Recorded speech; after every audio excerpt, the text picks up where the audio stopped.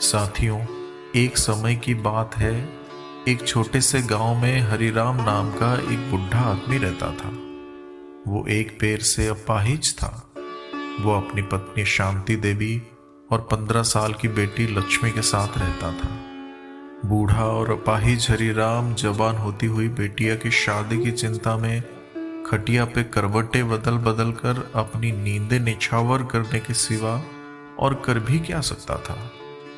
हरिराम अपनी बेटी की शादी की चिंता में इतना खोया हुआ रहता था कि खाने पीने तक का होश नहीं रहता था। वो बीमार रहने लगा था। उसको कुछ हो जाए इससे पहले वो अपनी लाडली बेटी लक्ष्मी के हाथ पीले कर देना चाहता था। घर के अंदर आंगन में हरिराम की पत्नी शांति देवी और उसकी एकलौती बेटी लक्ष्मी लेटी हुई थी। शांति देवी भी अपने अपाहिज बीमार पति और अपनी बेटी की शादी को लेकर हमेशा परेशान रहती थी। एक दिन सुबह सुबह शांति देवी अपने पति हरिराम को चाय देने बाहर आई। हरिराम खटिया पे पैर सिकोड़कर हाथ का तकिया बना अब भी सोच में खोया हुआ था। शांति देवी के हाथ में चाय का कप देखकर वो उठकर बैठ गया। कप को हाथ में लिया और पैर नीचे लटकाकर चाय पीने लगा। शांति देवी वही पास में नीचे चबूतरे पर बैठ गई। कुछ देर बाद शांति देवी ने धीरे से कहा, अजी सुनते हो? आप एक बार सरपंच जी से बात करके देखिए ना। मुझे पूरा विश्वास है सरपंच जी हमारे बेटी की शादी में जरूर मदद करेंगे। सुना है सरपंच जी ने कमला की बेटी की शादी में उन लोगों की काफी मदद की थी। शांति देवी ने पति के चेहरे की तरफ देखते हुए कहा। हरिराम अब शांति देवी की बातों को सुनने लगा था और किसी निष्कर्ष पे पहुंचने की कोशिश कर रहा था। उसकी नजरें अब भी शून्य में कुछ हल खोज रही थी। और फिर हरिराम ने निश्चय किया कि वो कल सुबह सरपंच के पास जाएगा और मदद की गुहार लगाएगा। अगले दिन सुबह हुई तो हरिराम सरपंच की हवेली पहुंच गया। अंदर से एक रोबदार आवाज आई, क्या है रे हरिया, कैसे आना हुआ? अंदर आ जा। हरिराम हाथ जोड़ता हुआ अंदर आकर वहीं जमीन पर बैठ गया। सामने पलंग पर सरपंच जी बैठे हुक्का गुड़गुड़ा रहे थे। अब बता कैसे आना हुआ? गर्दन को प्रश्नवाचक मुद्रा में हिलाकर फिर से सरपंच जी ने आने का कारण पूछा। हरिराम ने जवाब में हाथ जोड़ दिए और कुछ देर रुककर बोला, मालिक, बिटिया की शादी करनी थी। मैं बूढ़ा अपाहिज गरीब आदमी, अगर आप कृपा करके कुछ मदद कर दें तो भगवान आपका भला करेगा। सरपंच ने एक गहरा कश लिया और तकिए को गोद में रखकर सोचने लगा।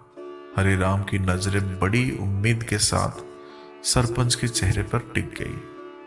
कुछ देर की चुप्पी के बाद सरपंच ने कहा, कोई लड़का देखा है? नहीं मालिक, हरिराम ने इनकार में सिर हिलाया। ठीक है, मेरी नजर में 1-2 लड़के हैं। सरपंच जी ने थोड़ी देर सोचकर कहा, दहेज का भी झंझट नहीं होगा। लड़का बिघूर है, यानी उसकी पहले शादी हुई थी पर उसकी पत्नी मर चुकी है, लेकिन कोई बच्चे नहीं है। बहुत पैसे वाले खानदान से ताल्लुक रखता है। शादी का पूरा खर्च वो ही उठाएगा। तुम्हें चिंता की जरूरत नहीं। तुम घर जाओ हरिया और मुझे सोच समझकर जवाब देना। घर आकर हरिराम ने पत्नी से सरपंच से हुई बातें बताई। पति की बात सुनकर शांति देवी कुछ देर खामोश हो गई और कुछ सोचने लगी। उधर हरिराम भी गहरी सोचों में डूब गया। शांति देवी ने मन ही मन सोचा कि कमला ने भी तो अपनी बेटी की शादी एक बिघूर से करवाई है। लड़के की उम्र ही कितनी है, सिर्फ 35 साल। आज उसकी बेटी राज करती है। ये सोचकर हरिराम और उसकी पत्नी ने सरपंच को हाँ में जवाब दे दिया। कुछ दिनों बाद लड़के की माँ, बहन और अन्य सदस्य लक्ष्मी को देखने आ गए। उन्हें लक्ष्मी बहुत पसंद आई।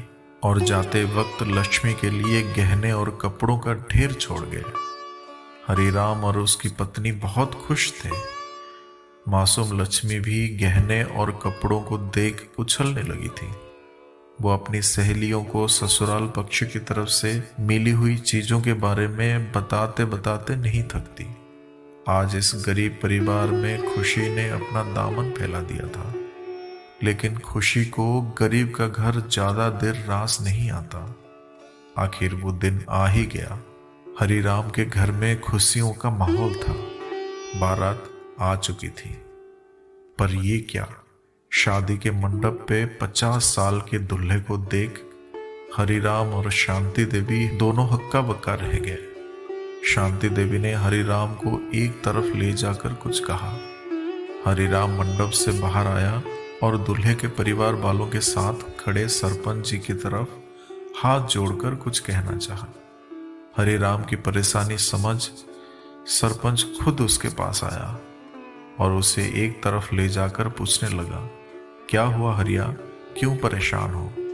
सरकार, वो दूल्हे की उम्र, कहकर हरिराम आंखों में आंसू लिए सरपंच के चेहरे को देखने लगा। उसके आंखों से आंसू झरझर बहने लगे। सरपंच कहने लगा, अरे सिर्फ 48 साल का ही तो है। आजकल तो इस उम्र में ही शादी करते हैं लोग। अच्छा इधर आओ, मैं तुम्हें ये देना तो भूल ही गया था। कहकर सरपंच हरिराम को एक तरफ ले गया और 20,000 के नोटों की 2 गड्डियां निकालकर उसके फटे से अंगोछे में लपेटकर उसे थमा दी। नोटों की गड्डियां समेटे वो भारी कदमों से घर की तरफ चल पड़ा, जहां उसकी मासूम बच्ची अपने से उम्र में 3 गुना बड़े उम्र वाले के साथ माँ बाप की लाचारी का सौदा कर रही थी। हरिराम को आता देख शांति देवी उसके पास आई।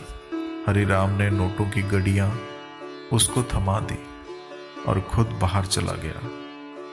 शांति देवी कुछ देर उस नोटों की गड्डियों का भार को उठाए खड़ी रही, जिसके नीचे बेटी की खुशियां दबा दी गई थी।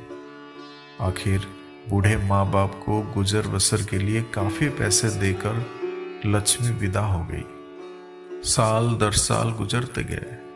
लक्ष्मी अक्सर माँ बाप से मिलने आती। शांति देवी बेटी से उसके हालचाल पूछती और बेटी माँ को अपनी नर्क बन चुकी जिंदगी का हाल सुना देती। माँ बेटी कुछ देर आंसू बहाकर मन हल्का कर लेती।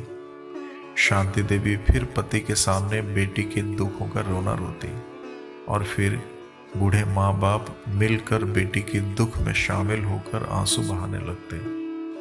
लक्ष्मी का पति पैसे वाला मगर शराबी था। अक्सर लक्ष्मी को पीटता रहता था। गुस्से में वो मासूम लक्ष्मी को अपने नीचे दबाकर उस पर पालथी मारकर बैठ जाता और शराब पीता रहता। लक्ष्मी दर्द से छटपटाती रहती और वो नशे में धुत होकर एक तरफ लुढ़क जाता और तब तक लक्ष्मी भी बेहोश हो चुकी होती। और फिर एक दिन ऐसे ही तकलीफों से हार कर लक्ष्मी दुनिया से चल बसी। हरिराम और शांति देवी को खबर मिली तो उनके पैरों तले से जमीन खिसक गई। पड़ोस के लोगों ने लड़के वालों पे दहेज हत्या का केस करने की सलाह दी। हरिराम सरपंच के पास गया और अपना दुखड़ा सुनाया। सरपंच उसको लेकर लड़के वालों के घर गया। हरिराम आंगन में पड़े अपनी लाडली बेटी लक्ष्मी के शव के पास बैठकर फूट फूट कर रोने लगा। सरपंच अंदर जाकर परिवार के लोगों से मिला और बताया कि हरिराम दहेज हत्या का केस करने को कहता है। ये सुनकर परिवार के लोग डर गए और सरपंच से बोलने लगे, सरपंच जी आप ही कुछ कीजिए, ऐसे तो बहुत बड़ी मुसीबत हो जाएगी। आप तो जानते हैं हमने दहेज नहीं लिया, बल्कि हमने तो आपके ही हाथों शादी के वक्त उसको 2 लाख रुपए भिजवाए थे।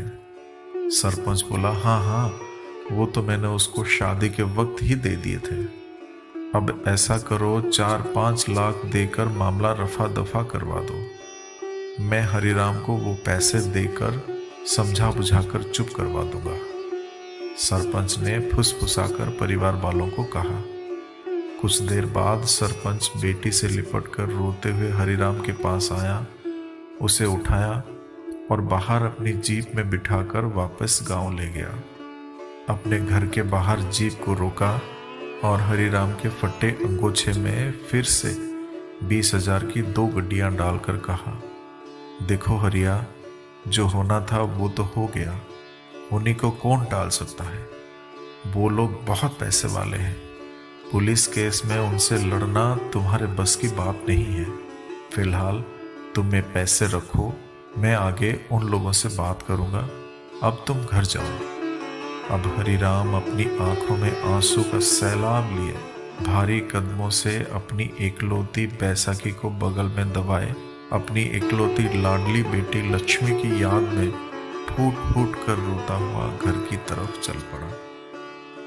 तो फिर मिलेंगे साथियों अगले एक वीडियो में। तब तक के लिए अपना ख्याल रखना और हमेशा हंसते मुस्कुराते हुए रहना।